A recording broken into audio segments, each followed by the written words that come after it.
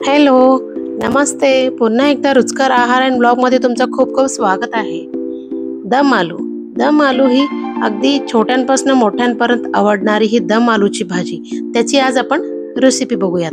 तर चला, मी असे सगळे बटाटे व्यवस्थित धुवून घेतलेली आहे. त्या साल देखील काढून घ्या.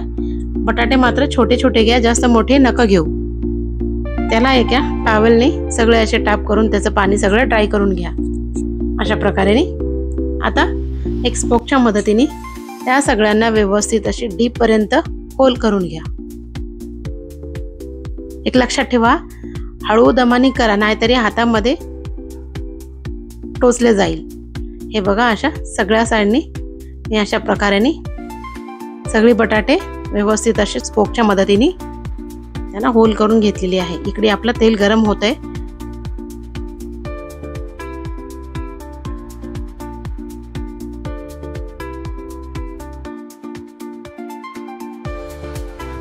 मीडियम फ्लेमवर हे सगळे आपल्याला व्यवस्थित असे तळून घ्यायचं आहे.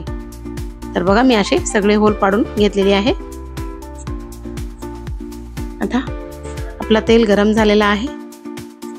हे सगळे बटाटे मी ह्याच्यामध्ये व्यवस्थित असे तळून घेते.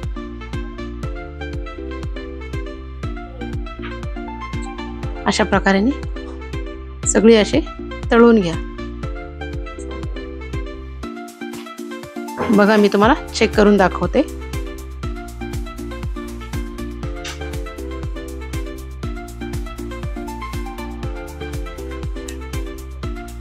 हे बघा, आपला बटाटा शिजलेला आहे. पुन्हा थोडंसं परतून हे सगळे मी काढून घेते. पुन्हा राहिलेले देखील ह्याच प्रकारे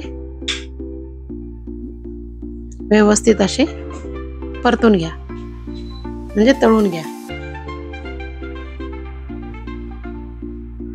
आता मी थोडे शेंगदाणे भिजायला टाकले होते. शेंगदाणे आणि काजू ते दोन्हीही भिजवून ठेवलेले होते. त्याच्यामध्ये थोडंसं दही टाकून हे सगळं एक स्मूथ पेस्ट बनवून घ्या. हे बघा, अशी आपली स्मूथ पेस्ट तयार झालेली आहे. आता एका भांड्यामध्ये जिरा आणि धनिया पावडर, किचन किंग मसाला, तुम्हाला मसाला कुठला हवाय ते तुम्ही घालू शकता, काश्मीरी लाल मिर्च आणि आपला रेग्युलर मिर्च आणि हळद, चवीनुसार मीठ, ही सगळी टाकून थोडीशी पाणी घालून मिश्रण व्यवस्थित त्याला मिक्स करून घ्या. ह्याची देखील एक पेस्ट बनवून घ्या.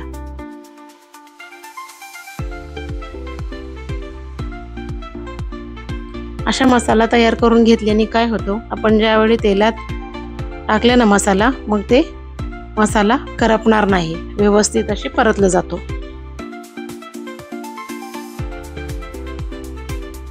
इकडे आपला तेल गरम होत आहे.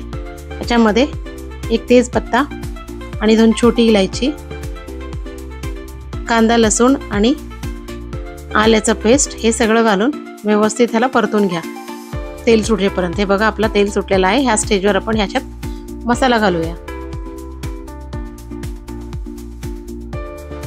अशा प्रकारे मसाला व्यवस्थित अशी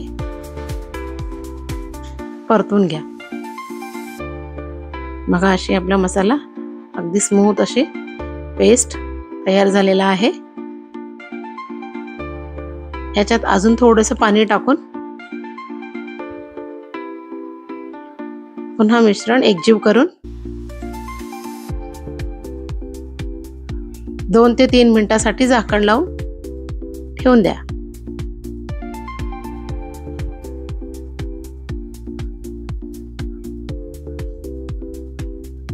हे बघा, व्यवस्थित असं किती सुंदर अशी सुगंध दरवळतो.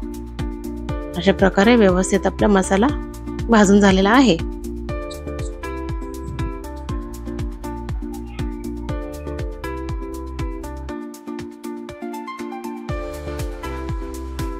या स्टेजवर आपण करून ठेवलेला काजू, शेंगदाणे आणि दही ह्याचा देखील पेस्ट ह्याच्यात घालून पुन्हा मिश्रण एकजीव करून घ्या. अशा प्रकारे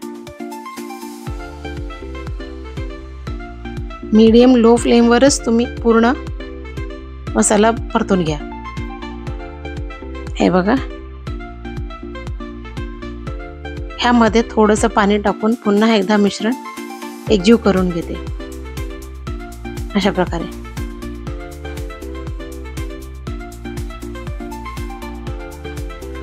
अशा केल्याने आपला मसाला खाली जळणार नाही।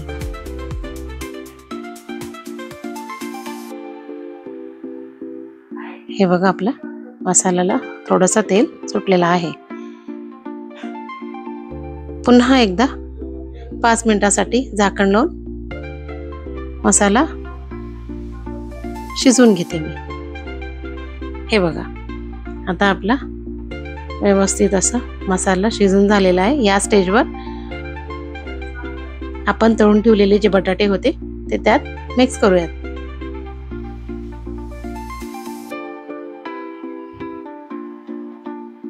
हे बघा अशी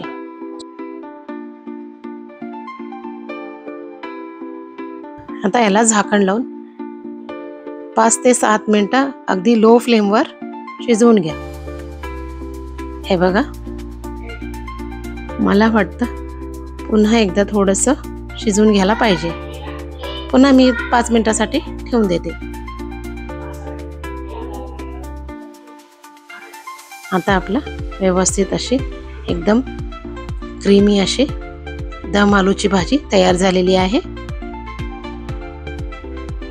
माझी ही दम आलूची भाजी तुम्हाला कसं वाटलं नक्की मला कमेंट बॉक्समध्ये कळवा। लाईक, शेअर, कमेंट आणि सबस्क्राईब करायला विसरू नका प्लीज।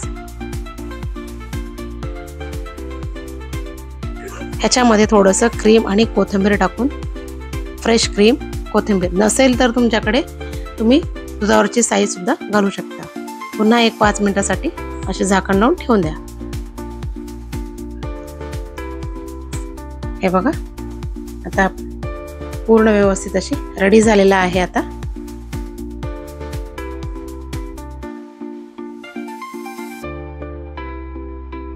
सर्व करायला घ्या। ह्या भाजी सोबत तुम्ही जीरा राईस किंवा प्लेन राईस किंवा चपाती पुरी कशासोबतही तुम्ही खाऊ शकता। तर माझी ही रेसिपी तुम्हाला कसे वाटलं मला नक्की कमेंट बॉक्समध्ये कळवा। सबस्क्राईब करायला विसरू नका। थँक्यू।